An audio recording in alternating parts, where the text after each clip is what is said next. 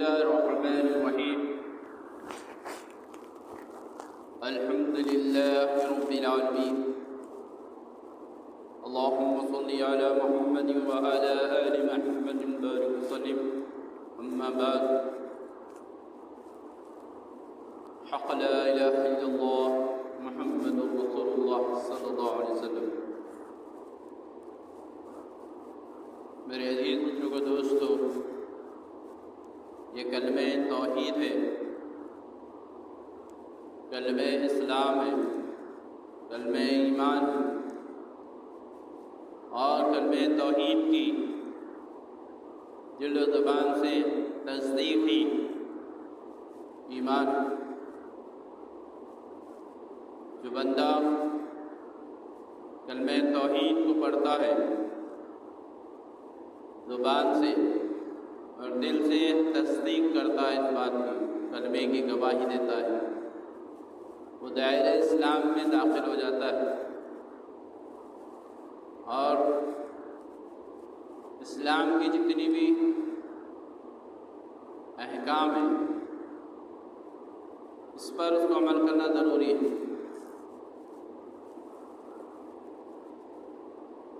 جتنے بھی انبیاء علیہ الصلوۃ والسلام دنیا میں تشریف فرمائے، ان کا مقصد اللہ کے پیغام کو عام کرنا، اللہ کے بندوں کو اللہ کی طرف راغب کرنا، اللہ کے احکام پہنچانا. مختلف زمانوں میں مختلف پیغمبروں، رسولوں، نبیوں کو اللہ تبارک تعالیٰ نے دنیا میں بھیجا، جو اپنے وقت پر اپنی قوم میں، اپنے قبیلے میں، اپنے خاندانوں میں، اپنے علاقوں میں اللہ کے دین کی دعوت دیے، وحدانیت کی دعوت دیے، توحید کی دعوت دیے. تمام پیغمبر، نبی، رسول سب کا منشا توحید ہی کا تھا. سب کی تعلیمات توحید ہی کی تھی. توحید یعنی اللہ کو ایک ماننا، اللہ کے سوا کوئی معبود نہیں ہے، کوئی عبادت کے لائق نہیں ہے. ہر چیز پر توکل اللہ پر کرنا ہے، بھروسہ اللہ پر کرنا ہے، یہ توحید کہلاتا ہے. اللہ کو ایکتا و تنہا ماننا، اللہ کی ایک ہونے کی گواہی دینا، اللہ کے سوا کوئی نہیں ہے کارساز، کوئی نفع دینے والا یا نقصان دینے والا، سوائے اللہ کے کوئی نہیں ہے. اس کا یقین ہے نا دل میں.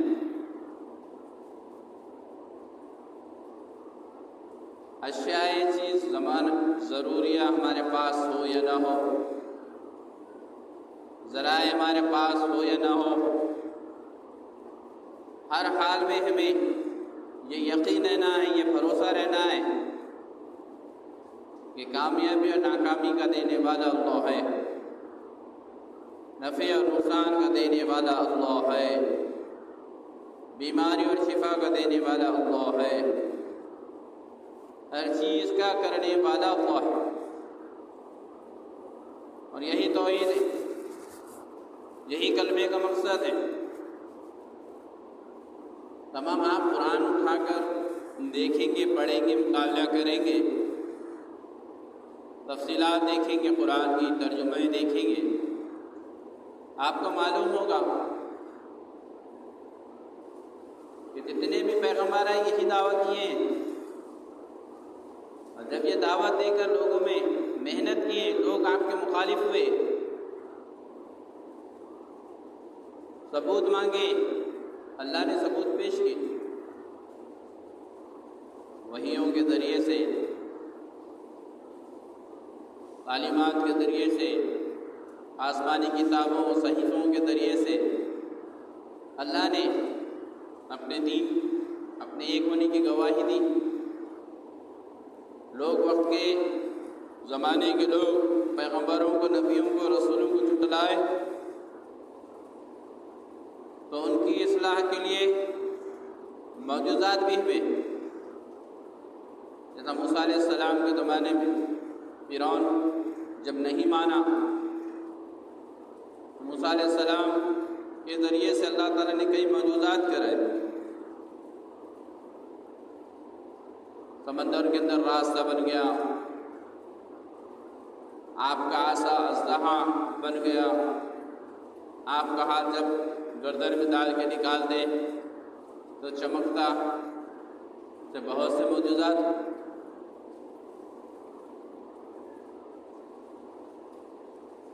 نوح علیہ السلام کی کشتی کو اللہ تعالیٰ نے پار لگایا، تمام مخالفین کو اللہ نے ختم فرمایا، نافرمانوں کو اللہ نے ختم فرمایا، صفحہ ہستی سے ان کو مٹایا۔ ابراہیم علیہ السلام کو آگ میں ڈالا گیا، آگ سے اللہ نے بچایا۔ ایسے بہت سے واقعات۔ جب اسماعیل علیہ السلام کو اللہ کے نام پر قربان کرنے لگے تو اللہ نے دمبے کو بھیج کر اسماعیل علیہ السلام کو بچایا۔ حضرت عیسیٰ علیہ السلام کو بنا باپ کے اللہ نے پیدا فرمایا۔ صالح علیہ السلام کی قوم جب نہیں مانی اور معجزہ چاہی، تم نبی ہو تو بتاؤ، رسول ہو تو بتاؤ کیا ہے؟ بولے کہ تم کس طرح سے مانو گے؟ ان کی قوم نے کہا کہ جو سامنے پہاڑی ہے، پہاڑی میں سے ایک اونٹنی کو نکال کے بتاؤ اگر تم اللہ کے نبی ہو۔ اللہ کے حکم سے پہاڑ کے اندر سے اونٹنی نکلی، وہ بھی گھاون اونٹنی نکلی۔ ایسے بہت سے واقعات، معجزات۔ میرے بھائیو بزرگوں دوستو، اللہ کے نبی صلی اللہ علیہ وسلم نے توحید کی دعوت دی، کلمے کی دعوت دی، کلمے کے پیغام کو عام کیا، قرآن کی تعلیمات کو عام کیا، احادیث کے ذریعے سے تعلیمات دی، قرآن کے ذریعے سے تعلیمات دی، حق کو پہچاننے لگائے لوگوں کو۔ اور لوگ آپ کی بات کو مانے، بعض مخالفت میں بھی آئے لیکن اکثریت مانی۔ صحابی بنے جو اللہ کے رسول کو باحیات ایمان کی حالت میں دیکھے، اور جب دنیا سے رخصت ہوئے تو ایمان کی حالت میں جو دنیا سے گزرے انہیں صحابی کہتے، اور صحابی کا مقام مرتبہ بہت اونچا۔ پیغمبروں کے بعد اگر کسی کا مقام مرتبہ ہوتا ہے تو صحابہ کا ہوتا ہے، بہت بڑا مرتبہ، مقام مرتبہ۔ اور صحابی اسے کہتے ہیں جو اللہ کے رسول صلی اللہ علیہ وسلم کو ایمان کی حالت میں، زندگی میں اپنے باحیات رہتے پر اللہ کے رسول صلی اللہ علیہ وسلم کو ایمان کے ساتھ دیکھنا ہے، اور جب وہ دنیا سے جا رہے ہیں وہ صحابی، تو ایمان کے ساتھ ان کا خاتمہ ہوا تو ان کو صحابی کہتے ہیں۔ دیکھنے تو بہت سے مشرکین مکہ مدینے کے مشرکین یہود و نصارہ بھی اللہ کے رسول کو دیکھے باحیات، لیکن وہ ایمان کی حالت میں نہیں دیکھے تو ان کو صحابی نہیں کہتے۔ اور بہت سے ایسے بھی ہیں کہ اللہ کے رسول کی ایمان کی حالت میں دیکھے لیکن بعد میں مرتد ہو گئے تو بغیر ایمان کے دنیا سے گئے تو ان کو بھی صحابی نہیں کہتے۔ تو صحابی اللہ کے رسول کو ایمان کی حالت میں دیکھنا، اور دنیا سے جب پردہ فرما رہے تو ایمان کی حالت میں رہنا۔ صحابہ کرام کا بہت بڑا مقام مرتبہ ہے۔ اللہ تعالیٰ نے دنیا میں ہی کئی صحابہ کرام رضی اللہ عنہ اجمعین کو جنت کی بشارت دی ہے۔ یہاں تک کہ ابوبکر صدیق جبرائیل علیہ السلام کے ذریعے سے یہ پوچھوایا گیا کیا تم اللہ کے، تمہاری اس حالت سے میں جو کنڈیشن میں تم ہو، حالت میں جو، کیا آپ اللہ سے راضی ہیں کیسے؟ اتنا مقام مرتبہ سے ابوبکر صدیق کو اللہ تعالیٰ خود فرمائے، سوال کرے کہ تمہاری کو جو حالت میں اب تم ہو، اس حالت میں تم اللہ سے راضی ہے؟ اور ہر صحابی کو رضی اللہ تعالیٰ عنہ کہتے ہیں۔ صحابہ کے بعد مقام مرتبہ آتا ہے تابعین کا، جو صحابی کو باحیات ایمان کی حالت میں دیکھے انہیں تابعی کہتے ہیں، اور ان کو جو ایمان کی حالت میں دیکھے تب تابعین کہتے ہیں۔ پھر اس کے بعد بزرگان دین اولیاء اللہ کا نمبر آتا ہے، جن میں شیخ عبدالقادر جیلانی رحمۃ اللہ علیہ علماء حق کی نظر میں سب سے بڑے بزرگ کہلاتے ہیں، اللہ ولی کہلاتے ہیں، ولی اللہ کہا جاتا ہے۔ آپ نے بھی حق کی تعلیم دی، توحید کی تعلیم دی، آپ کی زندگی کا مقصد ہی توحید پہ چلنا تھا۔ آپ کے زمانے میں بہت سے خرافات ہو گئے، لوگ دین سے دور ہوتے جا رہے، گمراہی مبتلا ہوتے جا رہے، تو آپ کا دل تڑپتا تھا شیخ عبد القادر جیلانی رحمۃ اللہ علیہ، ہر وقت فکر یہی رہتی تھی کہ کیسے لوگ دین پہ مضبوط جم جائیں، خرافات جو ہے، بدعت کی جو چیزیں ہیں، اسلام کے شریعت کے خلاف جو چیزیں ہیں جس کو لوگ اپنا لیے ہیں، وہ کیسے لوگوں کے اندر سے نکل جائے، اس کی فکر رہتی تھی آپ کو، دن رات اسی کی فکر میں رہتے تھے، بعض و نصیحتیں کرتے تھے، بعض و نصیحت کرتے، بیانات کرتے، لوگوں کو جمع کرتے، دعوت دیتے اسلام کی، نصیحتیں کرتے، تو کئی لوگ جو دین سے غافل ہو کے زندگی گزار رہے تھے، توبہ دلا کرتے، حق پہ آتے، دین پہ آتے، اسلام پہ، شریعت پہ چلنے والے بنتے۔ آپ کی محنت دین کے لیے بہت، جنہیں اعتبار سے ہم دیکھیں تو شیخ عبد القادر جیلانی رحمۃ اللہ علیہ نے اپنی زندگی کا مقصد توحید کو پھیلانا، ایمان کو پھیلانا، اسلام کو پھیلانا تھا، اللہ کی طرف دوڑتے تھے۔ آپ کی نصیحتوں میں، آپ کے واضح میں جب لوگ بیٹھتے تو لوگ روتے، کیفیت بدل جاتی تھی آپ کی نصیحتوں کو سن کے، آپ کے وعدوں کو سن کے۔ جب مجلس میں بیٹھتے تو ایک الگ حالت رہتی تھی، جب مجلس سے نکلتے تو ایک الگ کیفیت ہو جاتی، ایسا ہو جاتا کہ جیسا مردہ زمین کے اندر بولتے سو پانی پڑنے سے جیسا زمین زندگی وار ہو جاتی ہے، زرخیز ہو جاتی ہے، ویسا بے دینی لوگ جو اسلام میں تھے لیکن ایسے خرافات کے اندر مبتلا ہو گئے تھے، دین کو چھوڑ دیے تھے، اسلام کو چھوڑ دیے تھے، بولے کئی چیزیں ڈال لیے تھے دین کے اندر، دین سمجھ کے لوگ۔ تو جب آپ کی واعظ و نصیحت سنتے، بیٹھتے محفل میں، تو دل پہ ایسا اثر ہوتا غوث پاک رحمۃ اللہ علیہ کی تعلیمات کا کہ ان کی حیت بدل جاتی، وہ صحیح معنوں میں پھر سے اسلام میں داخل ہو گئے، ویسا ہوتا تھا۔ تو ان کی زندگی کے مقصد کو ہم پہچاننا ہے۔ ان کے کئی کتابیں ہیں، جس میں 3 کتابیں بہت مشہور ہیں، فتح الغیب، غنیۃ التابعین اور فتح ربانی۔ یہ 3 سوانی ان کے لکھی ہوئی کتابیں، ان کے جو واضح و نصیحتیں ہوئی ہیں، لوگ بولتے سے اس کو لکھے ہیں غوث پاک شیخ عبد القادر جیلانی رحمۃ اللہ علیہ، جن کو غوث پاک بھی کہا جاتا ہے، پیران پیر بھی کہا جاتا ہے، بڑے پیر بھی کہا جاتا ہے، دستگیر بھی کہا جاتا ہے، بہت سے القاب سے ان کو ناموں سے پکارا جاتا ہے۔ تو شیخ عبد القادر جیلانی رحمۃ اللہ علیہ نے کئی واضح و نصیحتیں کی ہیں، تعلیمات کی ہیں، تو اس کو کتابوں کے ذریعے سے محفوظ کیا گیا ہے۔ تو اس میں 3 کتابیں آپ اچھی طرح سے یاد رکھیے، اگر موقع ملا آپ کو تو ان کتابوں کو لے کے پڑھیے، آپ کو معلوم ہوگا کہ شیخ عبد القادر جیلانی رحمۃ اللہ علیہ کی تعلیمات کیا تھی، ان کا مقصد حیات کیا تھا۔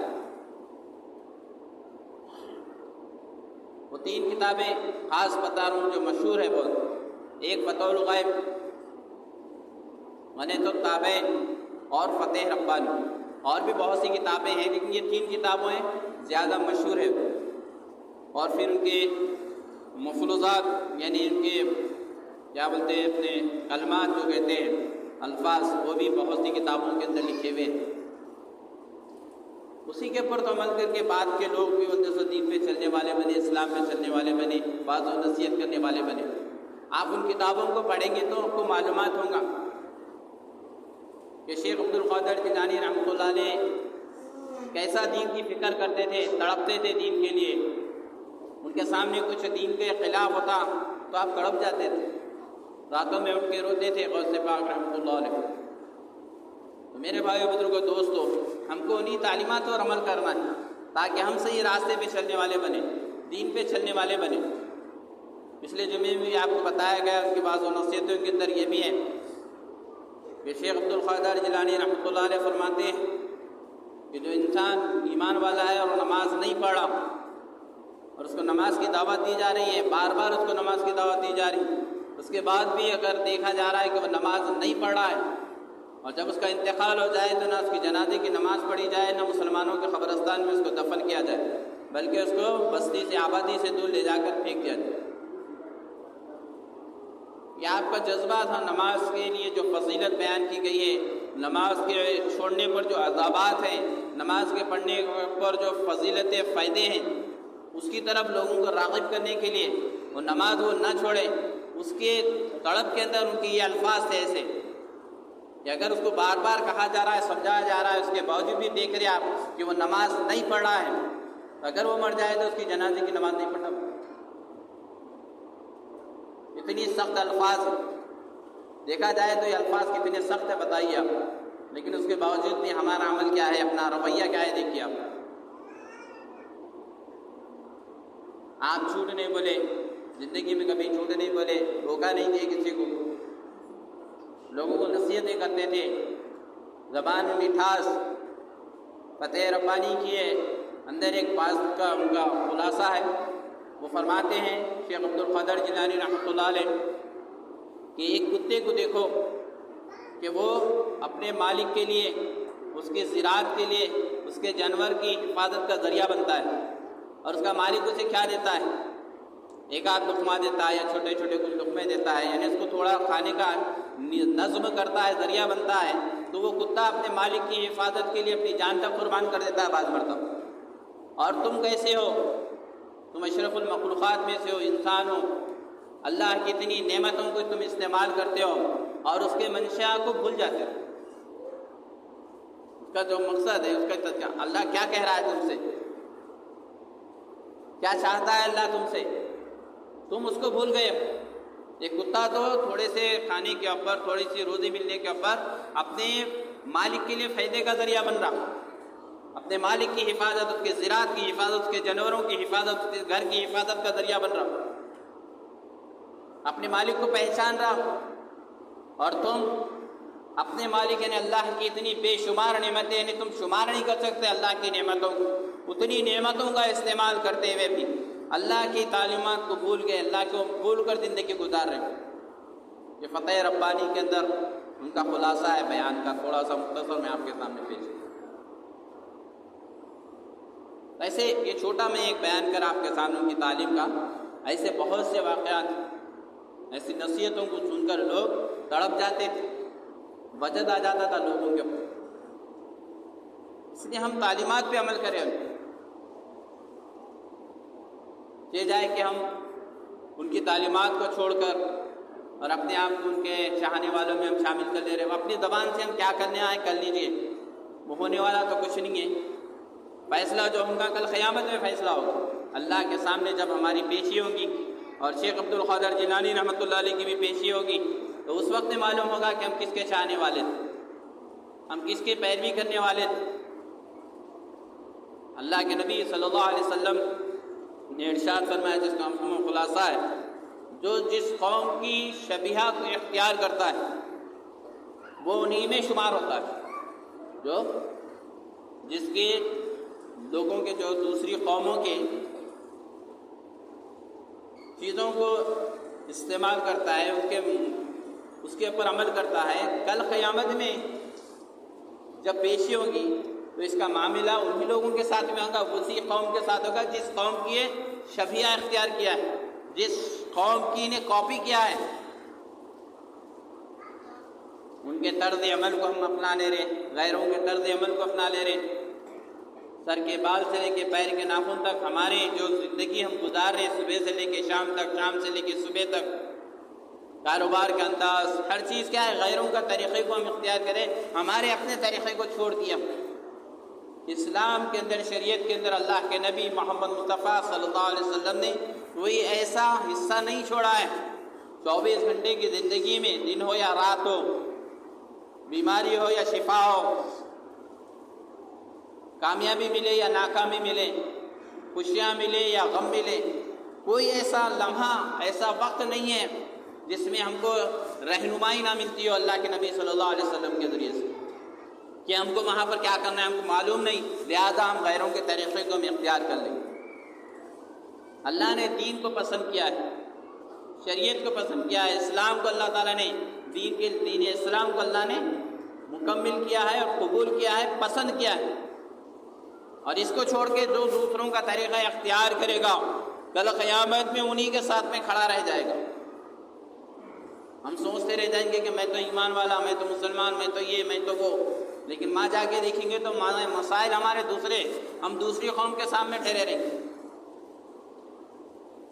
اس لیے میرے بھائیو، بزرگوں، دوستو، قرآن کی تعلیمات پر عمل کرو، احادیث کو جانو، احادیث میں اللہ کے نبی نے کیا فرمایا ان تعلیمات پہ عمل کرو، تعلیمات کو سیکھو، سنو، سمجھو، دوسروں تک پہنچاؤ۔ اللہ کے نبی محمد مصطفیٰ صلی اللہ علیہ وسلم نے ارشاد فرمایا، جس کا مفہوم و خلاصہ ہے کہ ایسے زمانے میں کہ جب سنتوں کو پامال کیا جا رہا ہو، سنتوں کو بھولا جا رہا ہو، مٹایا جا رہا ہو، ایسے وقت میں کوئی ایمان والا بندہ ایک سنت کو زندہ کرتا ہے تو اسے 100 شہیدوں کا ثواب دیا جائے گا، اسے 100 شہیدوں کا ثواب دیا جائے گا۔ اس لیے سنتوں کو اپناؤ، سنتوں کو معلومات کرو، کیا سنت ہے، 24 گھنٹے کی زندگی میں کتنی سنتیں ہیں، روزمرہ کی زندگی میں کتنی سنتیں ہیں، طریقہ نبی صلی اللہ علیہ وسلم کیا ہے، شریعت کیا ہے، معلوم کرو، اس پہ عمل کرو اور دوسروں تک پہنچاؤ۔ یہ آپ کی اپنی ذمہ داری ہے۔ آپ کلمہ توحید پڑھے ہیں، آپ کلمہ ایمان پڑھے ہیں، لا الہ الا اللہ محمد رسول اللہ صلی اللہ علیہ وسلم، یہ آپ کی ذمہ داری ہے۔ اب کوئی نبی آنے والے نہیں ہیں، کوئی رسول آنے والے نہیں ہیں، کوئی پیغمبر آنے والے نہیں ہیں۔ اللہ کے نبی محمد مصطفیٰ صلی اللہ علیہ وسلم کی امت میں پیدا ہونے کی برکت سے اللہ تعالیٰ نے ہم کو یہ موقع دیا، یہ کام دیا ہے کہ ہم اللہ کے نبی صلی اللہ علیہ وسلم کی تعلیمات کو عام کریں، قرآن و حدیث کی تعلیمات کو عام کریں، دین پہ چلنے والے بنے، اسلام پر چلنے والے بنے، اور خاص طور سے نماز کا اہتمام کریں، خاص طور سے اہتمام کریں۔ نماز ہے تو سب کچھ ہے، اگر نماز نہیں ہے تو کچھ بھی نہیں ہے۔ حدیث میں بتایا گیا، جس کا مفہوم و خلاصہ ہے کہ ایمان کے اندر، اسلام کے اندر نماز کا وہی مقام و مرتبہ ہے جس طرح انسان کے جسم کے اندر سر کا مرتبہ ہوتا ہے، کہ بغیر سر کے انسان زندہ نہیں رہ سکتا، اسی طرح بغیر نماز کے دین باقی نہیں رہ سکتا۔ یہ بار بار اس لیے حدیثیں اس لیے سنائی جاتی ہے، سن کے سن ہو گئے ہم لوگ، سن کے حدیثوں کو اتنا سنے، اتنا سن رہے، بار بار سن رہے، بار بار سن رہے، سن کے سن ہو گئے ہم لوگ۔ یہ سن ہونے کے لیے نہیں بلکہ ایکٹیو ہونے کے لیے سنایا جاتا ہے۔ ریچارج چارجنگ کی جاتی ہے، جس طرح فون کو بار بار چارج کرنا پڑتا ہے، اسی طرح حدیث سنا کر آپ کو چارج کیا جاتا ہے تاکہ آپ ایکٹیو ہو جائے، ڈم نہ ہو جائے، آپ ڈل نہ ہو جائے، آپ بلکہ آپ ایکٹیو ہو جائے۔ اس لیے بار بار حدیثیں سنائی جاتی ہے۔ اور اللہ کے رسول صلی اللہ علیہ وسلم کی جو تعلیمات ہے اور قرآن کی جو تعلیمات ہے، جتنا آپ بار بار سنتے رہیں گے اتنا آپ کے اندر بلدے سے عمل کا جذبہ پیدا ہوتے رہیں گے، اور جتنا دل کی گہرائیوں سے، دل دماغ اور توجہ کے ساتھ میں قرآن و حدیث کو سنیں گے آپ، اتنا آپ کے اندر ایمانی جذبہ پیدا ہوتے رہیں گے اور آپ عمل کرنے والے بنیں گے۔ قرآن میں بھی اللہ تعالیٰ ارشاد فرماتے ہیں، جس کا مفہوم و خلاصہ ہے کہ جب تمہارے سامنے کلام